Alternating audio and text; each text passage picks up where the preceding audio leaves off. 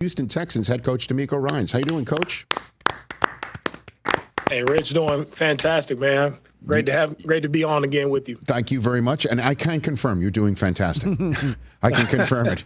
How does this feel to you? I mean, you've taken teams to the playoffs before, and you've taken them into the playoffs and won playoff games before. How does this one feel to you right now, Coach? Yeah, I mean, each one has its own little beauty with it or within it, right? And I really love this one because of how we started.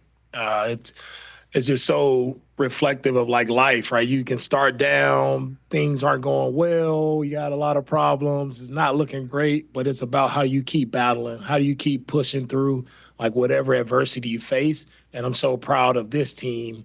For a lot of people would say we were down and out, no chance of making it, and here we are, playing meaningful games in December with an opportunity to make it. So this one feels very special. What do you draw on when your team is 0-3? Like, what do you draw upon as a head coach in that instance? Yeah, I go back to the film, right? A lot of people can tell you who you are and what you're not doing, what you can't do, but I look at the film and I look at who we were playing, how we were playing, what actually happened in the game. And when I look back at those first three games, it's simply like one or two plays. All right, we're in those games in the fourth quarter. It's one or two plays where if we make them, now we're 3-0 and we're the best team in the NFL. So I go back to let's be realistic and let's analyze things, with a clear mind and see exactly where we are, what can we correct, how can we as coaches help the players, right, to be in better position to make the plays we need to make to flip that. So we're winning those games in the fourth quarter, and that's what we did. But there's a belief issue in a locker room as well that you're going to have your finger on that pulse. What about that aspect, not just the X's and O's, Coach? Yeah, and the belief factor, right, that never wavers. Right, for me, we put so much work in, and I saw the team that we had in training camp. I saw the guys we had on our team, and that belief in what they're capable of doing and what we can do collectively as a team, that never wavered because I know we have the right men in our locker room, right? Guys who've been there with me before in our previous 2 years, and we found a way. So I know we have the right leaders, we got the right guys, so the belief never leaves me. That's why I put in all the work I put in, and I truly believe, and I know truly that, God has his hand on our team as well. Well, I mean, take me to week 10 now, or I'll take you to week 10 now. You're down 19 to the Jacksonville Jaguars. You're staring at getting swept by the team that did beat you back in week 3 to send you to an 0-3 start. Somebody taps you on the shoulder and say, you're not only going to win this, but you're going to win 5 more in a row after it. What do you say to that person, Coach? Thanks for keeping it positive. I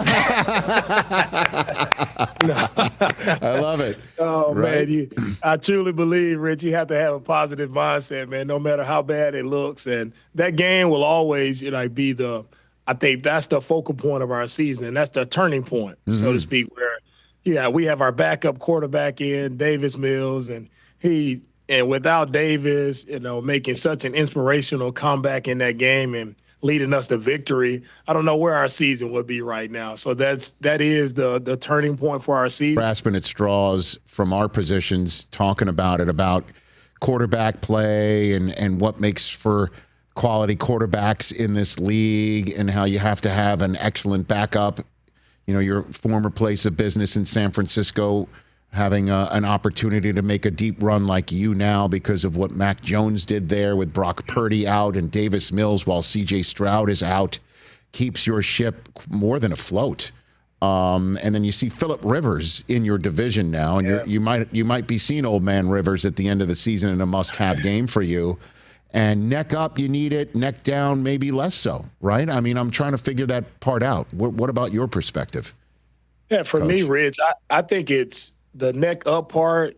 You can never underestimate that. Like playing quarterback, you truly, you have to make great decisions. And that's truly what it comes down to. Like when you have a backup quarterback who can come in and not feel like, they're trying to outshine the starter so they can take over the role. Like that's not what you need. That's not the mentality. You need to come in and manage the game properly, just make great decisions with the football and understand who you have around you as a backup quarterback. It's not on you to go and, per se, win the game. It's on you to make sure you're distributing the football to your playmakers, right, who can go, therefore, and make the plays we need to make. And when you have your backup quarterback in as well, you also have to run the ball really well. And I think that's what San Fran has done, with McCaffrey. When Mac was in, they ran the ball well. They stayed on schedule. You try to win those third downs, keep it in third and manageable, and you don't turn the ball over. All right, and that's one thing that Davis did a great job of. He only had one turnover while he was at the helm starting for us, and that allowed us to go and play complementary football. We can rely on our special teams to flip the field. We can rely on our defense to make plays, right, to get us in favorable field position for the offense. So it's about playing team football when you do have that backup quarterback in and not trying to come in and be the hero and put the team on your back. It's just do what you need to do to be a part of the win. We don't have to win because of you. We just have to win collectively as a team. And your quarterback, you got him back. He's been terrific since he's returned. And I'm wondering what you're seeing out of C.J. Stroud. Is he playing the best ball you've seen him play yet right now, do you think? To me, right now, I think he's playing at such an elite level, and it is the best that I've seen him, over the span of these 3 weeks, just seeing him come back and seeing how he's grown, right, like each week. I think it was beneficial for him to actually sit those 3 weeks and just watch the team, right, and watch the team and watch how we won games and watch how we just played together. Right, the quarterback didn't have to do something magical. It's just about running the offense efficiently, playing clean, having great command of the offense, and that's where I see him right now. He's been steady. He's been calm in the moment, very confident demeanor, how he's handled himself just in practice on the sidelines. I feel like also we have a new offense, right, that he had to kind of get used to, and I think right now he's at a really good point where he feels as comfortable as he's felt within the scheme and what we're doing. And, he understands what it takes to win games, and that's what he's doing for us. And he's making some absolutely incredible plays, especially on some of the third downs when he's able to escape the pocket, utilize his athletic ability to move, not to run, but to keep his eyes downfield and to find Nico Collins, to find Dalton Schultz on third downs and also in the red zone. It's been phenomenal to watch him just grow as a quarterback, as a leader. And he's really helping our entire team, right, with the confidence that you need at this part of the season. Like when you're trying to make this run into the playoffs, you have to feel confident as a team. Like the defense needs to feel that the offense can make plays to win a game. They can go score points to win games. The offense needs to feel the defense. They're able to get critical stops, right? Special teams is able to show up and make plays. Like I feel like right now at this moment, we're playing really great team football, and that's what we need. We need to be our best right now, and that's where we are. Well, that's the way it looks from my couch. And from my couch, I'm scared for the opposing quarterbacks you're playing, to be honest with you. I'm sitting in the safety of my living room, and I'm like a horror movie watching through my fingers, watching your defense go, do what it does. I'm wondering, do you ever sit around saying, I'm glad I never had to coach against something like that? Seriously, Yeah. It's crazy. No doubt. What I'm saying. Man, we have some phenomenal guys on defense, like the effort, the physicality that they play with. I mean, Will Anderson, Jalen Petrie, Azeez Al-Shaair, Kamari Lassiter, our corner. He's probably one of our most physical players, like pound for pound on our team. Like he brings it. I've never seen a corner tackle like Kamari Lassiter tackles. And then you try to throw the ball over his head, he can go and intercept it as well. And then you have the all-pro Derek Stingley, who doesn't get many opportunities, but seems like when people do go his way, he finds a way to make it play. Then we got Kalen Bullock just playing center field in the back there. If you throw the ball up, he's liable to take it away. So we have studs at each level of our defense, and these guys are hungry to be the best, in the league, and they're showing that each and every week. They have a lot to prove. They are a very prideful group, and it's really fun. It's easy to coach these guys, right? Because they can coach each other up, and it's really truly a player-led group. and it's easy and it's fun to sit back and watch him play on game day. I'm so curious. Please walk me through the moment where I imagine you in a film session after Will Anderson sacked Josh Allen by looping back twice, right? Looping once and then coming and getting him the second time. What was the film? You showed that to the group, I imagine, right? Yeah, for sure. Right? I have this huge sign in our team meeting room that says relentless, right? And I just point to that sign and say, you want to see what relentless looks like? What does it mean? It's not just words on the wall, but this is it in real life. And I showed the clip of Will Anderson like running over 50 yards to chase down an MVP quarterback. It's one of the best plays that I've ever seen. It's what I truly believe defensive football is about. It's about the pursuit. It's about the hunt. It's about imposing your will on your opponent, and that's who Will Anderson is. That's why he's one of the best defensive ends in this league. He's one of the best leaders that I've ever been around because he's intense. He's relentless every single day of the week, not just on game day, but it's also throughout practice. And there's no surprise to me by the things that he does on Sundays. There's no surprise because I've seen it all throughout training camp. It helps where he went to college too, right, Coach? You know, that has a lot to do with it. You got to go to the right place. Yeah, that helps too to get on DeMeco Ryans' radar screen, and certainly with the relentless play from Alabama, because I'm sure you knew exactly what he was doing at the college level when you drafted him. And that play was truly unbelievable. That was one of those moments that does stand out. It totally does stand out, you know, and that's why I was curious as how you handled it as a coach afterwards, too. Yeah, it's one I have to highlight, and it kind of reminds me also of the play from the kid from Dallas who got knocked down on the punt play, and he's knocked down several times, and he gets up. It's like those two plays are like, that's why you love sports. That's why it's so many life lessons in sports, and those plays right there really define what sports is all about. And now, DeMeco Ryans, 2 minutes left for the Houston Texans head coach. I feel like this could serve as my pre-broadcast chat with you because NFL Network is going to have Texans and Chargers. I'm calling that game, so I'm going to be. Oh, nice! Yeah, I'll be in the booth for that game. That's a massive game. You got one obviously with the Raiders before that, and you're taking it one at a time. I understand, and then you've got that last game of the year at home against Phillip Rivers. I just had my guys look it up. You've never sacked or picked him off, I don't think, in his career. I've never. You never got him. You never got him. But it's wild, right? What you're seeing right now. He's going against the Niners on this coming Monday night.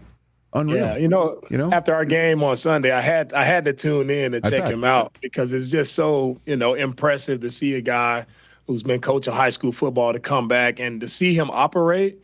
And I was like, wow, like he is really going to give them a chance, right, to win this game. Of course, with the running back that they have and Jonathan Taylor, he does such an outstanding job. And Phillip was able to keep them on schedule. Like they did a really good job. And I know, he's going to be better. We'll see how he's feeling. 44 years old. After getting hit a couple times and putting those pads on, and definitely, the recovery process, it slows down a little bit. But man, I'm proud for Phillip. I'm happy for him. It's such a cool story, for the entire league. Like you always got an opportunity, always got a shot, no matter what. And you can see Shane truly believes in him. He's did a great job of leading this offense, just being there 1 week and giving them a chance to win in one of the toughest places to play in the league, to go up to Seattle and do what they did and have an opportunity there. It's impressive, right, to see him do what he's doing. So I'm happy for Phillip. Just not during the last week of the season. I bet, yes. No. Slow down, buddy. Not there. That's where the bedfellows become strange. That's for sure. In the couple minutes I have left with you, if you don't mind me just spending time on you, how are you a better coach now than when you first started with the Texans? You think self-scout yourself if you don't mind. Self-scout for me. For me, I really right now I think I've grown in an area where I had to just kind of step back as a coach. And first coming in, it was like I'm on this defense and I'm going to make sure the defense is right, make sure we're playing great defense and kind of let the offensive guys handle it and do what they have to do. But, I took a step back this year and just wanted to oversee everything. All right, really, truly be in a position to help all of my coaches. And I feel like I'm a better coach because I'm doing a better job of coaching my coaches, right? And I feel like I have better command on game day of all three phases and what's going on. How do I want it to look? What do I want to run?